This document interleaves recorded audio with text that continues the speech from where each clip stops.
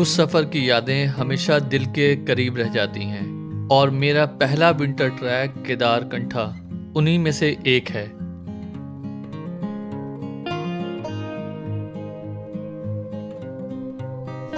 हर कदम पे एक ही सवाल था, क्या मैं ये ट्रैक कर पाऊंगा? और फिर कुछ ऐसे लम्हे जो जिंदगी भर साथ रह जाते हैं।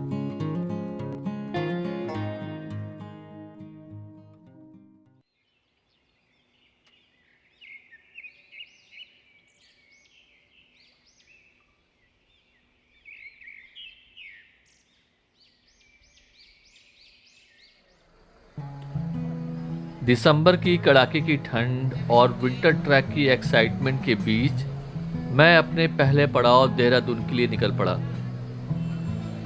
और वहां से आगे का सफर मुझे शेयर टैक्सी से पूरा करना था।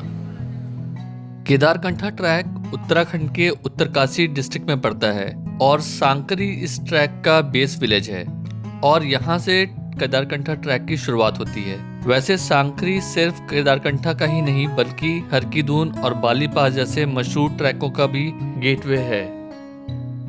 मॉर्निंग में करीब 7 बजे के आसपास मैंने देहरादून से अपनी सफ़र की शुरुआत की सांकरी के लिए। लगभग 200 किलोमीटर का यह सफ़र विकास नगर, नौगांव, मोरी होते हुए फाइनली सांकरी पहुंचता है, जिसके लिए 8 से 9 घंटे का समय लग जाता है।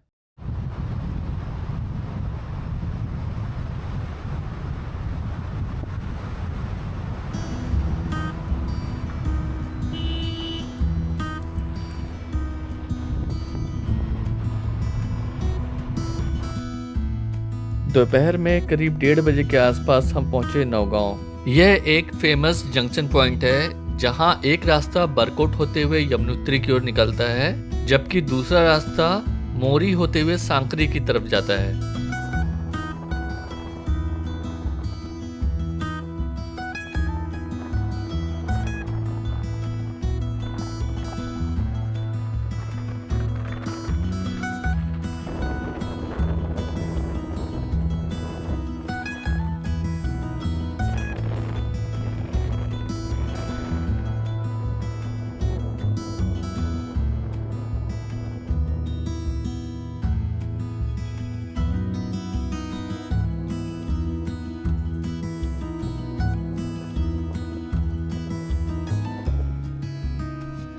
शाम तक मैं सांकरी गांव पहुंच गया।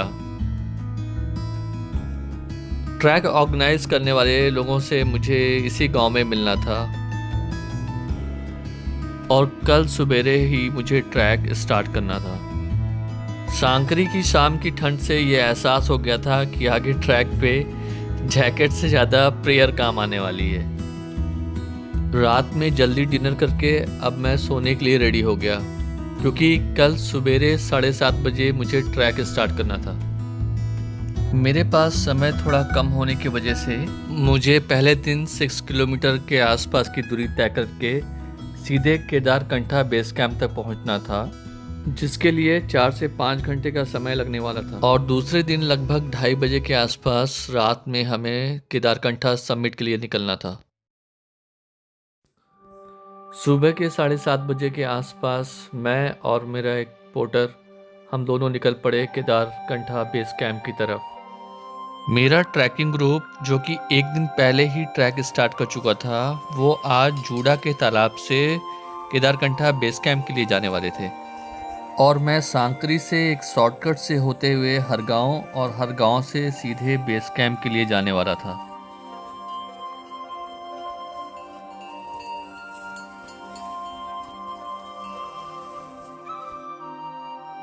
वैसे तो ये ट्रैक इजी टू मॉडरेट बोला जाता है, पर कुछ पैचेस खासकर कि शॉर्टकट रूट वाले उन पे चलते वक्त मैंने कई सारे देवी देवताओं को याद कर लिया जिनको शायद मैं कई सालों से भूल गया था।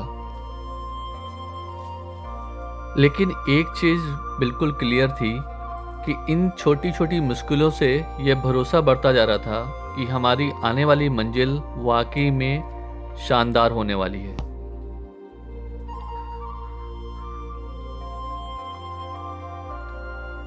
सांकरी विलेज से 3-4 किलोमीटर बाद हम पहुंचे हरगांव,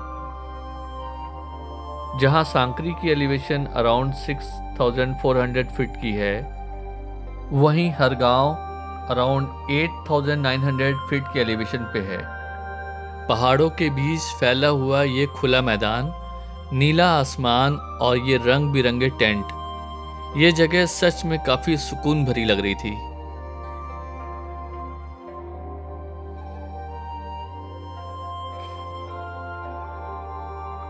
पहाड़ों की तेज धूप में बैठ के गरम गरम चावल दाल खाने का आनंद ही कुछ अलग था। खाना खत्म करते ही हम निकल पड़े बेस कैंप की ओर। जैसे ही मैं केदारकंठा बेस कैंप पहुंचा, शांत जंगल के बाद अचानक से चहल पहल बढ़ गई। केदारकंठा पीक मानो सफेद चादरों से लिपटी हुई दूर से चमक रही थी। चमकती हुई इस पीक को देख करके मन में बस अब यही सवाल उठ रहा था, अंधेरी रात और जमा देने वाले इस ठंड में ट्रैक कैसे हो पाएगा।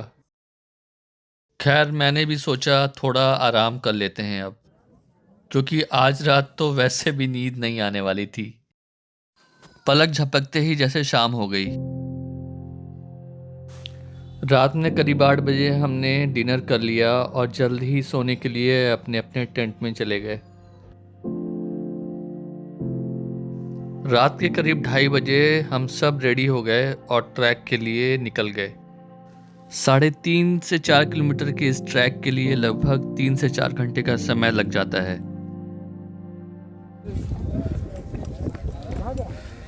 मैंने जैसे ही ट्रैक स्टार्ट किया, मुझे ऐसा लगा कि ये ट्रैक शायद मुझसे नहीं हो पाएगा।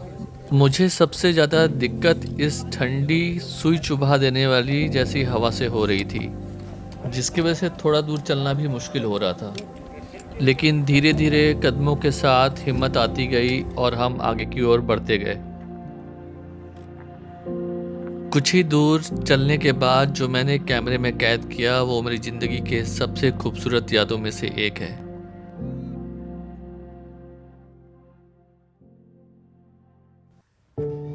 इतनी थकान और अंधेरे के बाद जैसे ही ये मंजर सामने आया, सारी थकान खुद ब खुद उतर गई।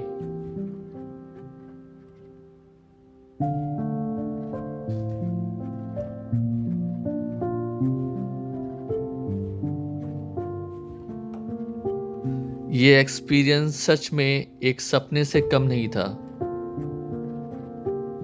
काफी मुश्किलों के बाद फाइनली हम समिट के बस कुछ ही कदम दूर थे।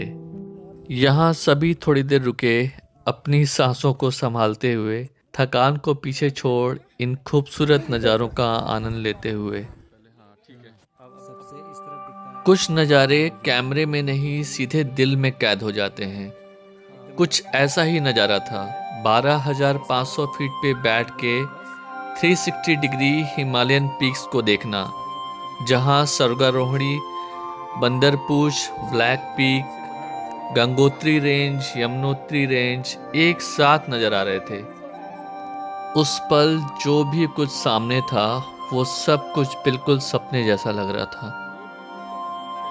कुछ कहानियों के मुताबिक शंकर भगवान यहाँ पे ध्यान और विश्राम के लिए आए थे और इसी वजह से इस जगह का नाम केदारकंठा पड़ा। So finally summit photo click करने के बाद हम धीरे धीरे नीचे की तरफ उतरने लगे।